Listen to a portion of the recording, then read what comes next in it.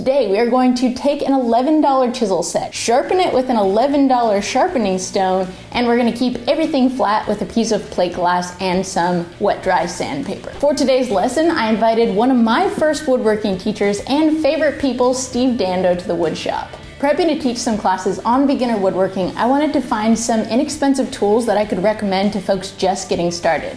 Let's talk about what we're going to be doing today. I got this $11 chisel set from my local home center.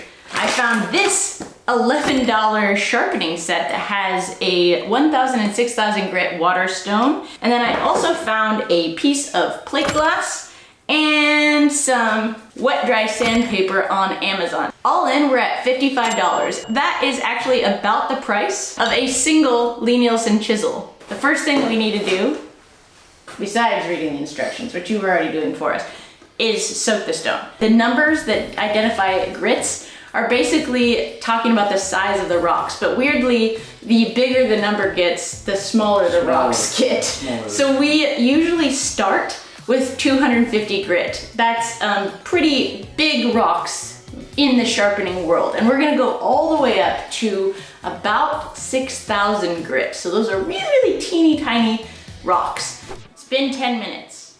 And really, it doesn't matter if it's actually been 10 minutes or not. We want to make sure that there's no more bubbles coming up out of the stone, indicating that there's still space to be filled with the water. I also want to have a little spray bottle handy so that I can keep spraying it as I'm using it. And now we're going to flatten this. We would assume, right, that as soon as it comes out of the box that it would be flat.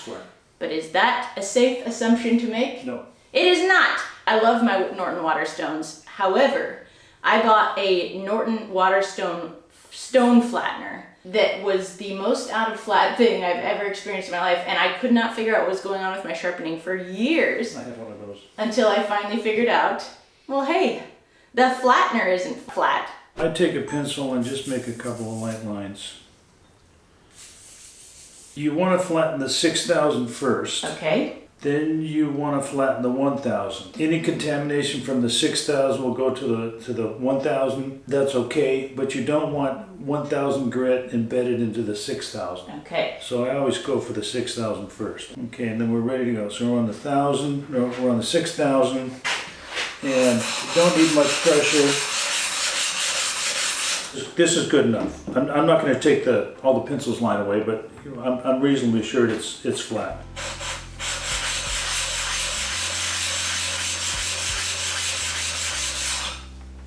There you go. I blackened the front part of the back bevel, should be flat. Again, it's an indicator. And I blackened the bevel as an indicator to see if it's easy to put too much pressure on one side, the other side, to see if this is concave, convex. First. Backside, in and out. Use the whole paper. Oh, and look at that. And we're looking for it. This is actually kind of surprising. A chisel that inexpensive out of the box is not usually going to be that flat, right?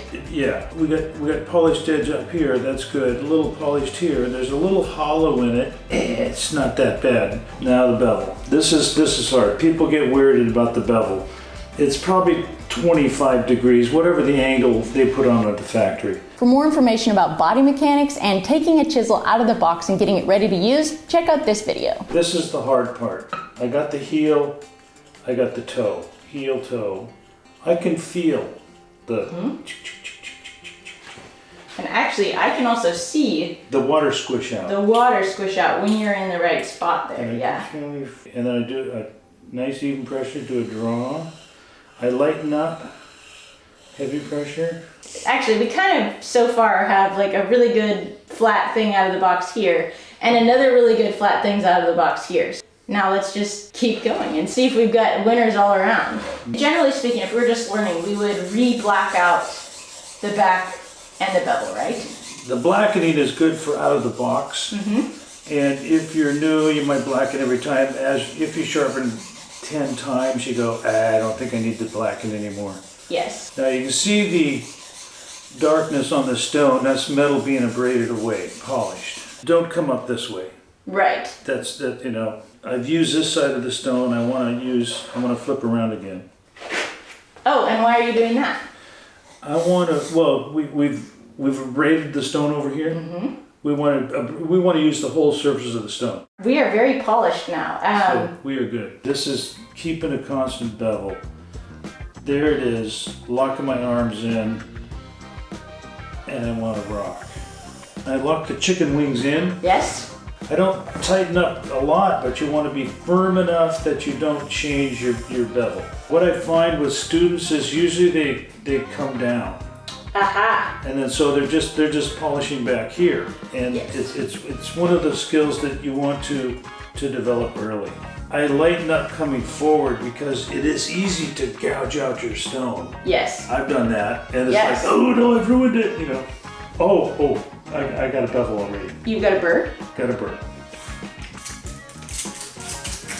I kind of judge things by the amount of metal coming off.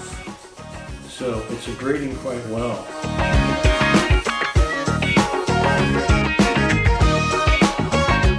Yep, so right there is still not quite polished, so we've got to adjust our stroke a little bit.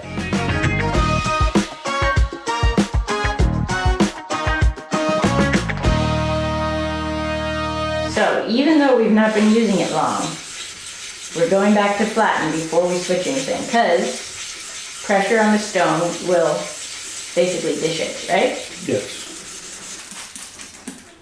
Looking at the body position here, limit his movements as much as possible. Great. Yeah, we're looking polished there. What is this? This is leather. Piece of leather that came in the thing.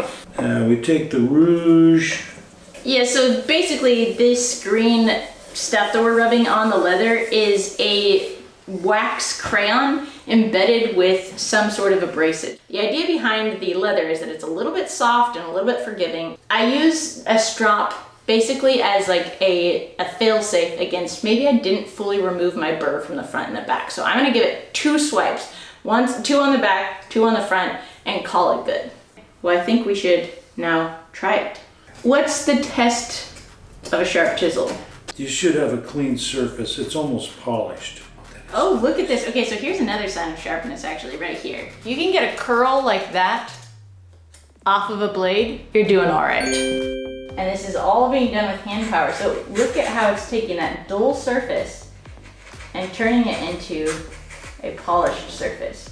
So now the real test for how good this chisel actually is how long that blade will wear. Inexpensive chisels, you may get one side of your project done. More expensive chisels, you may get all 8 corners done before you sharpen. One thing, you'll be a very good sharpener. Steve is preparing to chop. So he's putting the piece directly over the leg of the bench so that all of that force is going down into the back of his chisel from the mallet, into the piece, and then transferred down into the leg. I just feel a very slight. It's just ever so slightly starting? Yeah, I can catch it with my thumbnail. You know, you don't have to go back to the 250 grit every time. You can just go back to the 6,000, touch it up really quick, and then get back to work. For keeping your stones right by your bench at all times. As long as you don't vibrate the stones off of it. You can tell a little bit of difference between here and here. Yeah, smoothness, a little tear out. Keep those stones flat, sharpen regularly. Every time you sharpen, flatten that back, go to that bevel. You're going to refine your body mechanics and your techniques, and you're just gonna get better and better and better. Now, it should be mentioned that I don't normally like to recommend cheap or replaceable tools because in the long run, it's actually more expensive to keep replacing cheaper tools than to just buy well once. But you really can't go wrong with an introductory chisel and sharpening setup because it's on these things that you're going to learn. As you're first getting started, it's good to have something that you're not really worried about screwing up so that you can actually practice and learn confidently. If and when you ever do invest in better chisels or a different sharpening setup, you are going to be a more discerning customer the second time around because you'll know a little bit more about what your preferences are.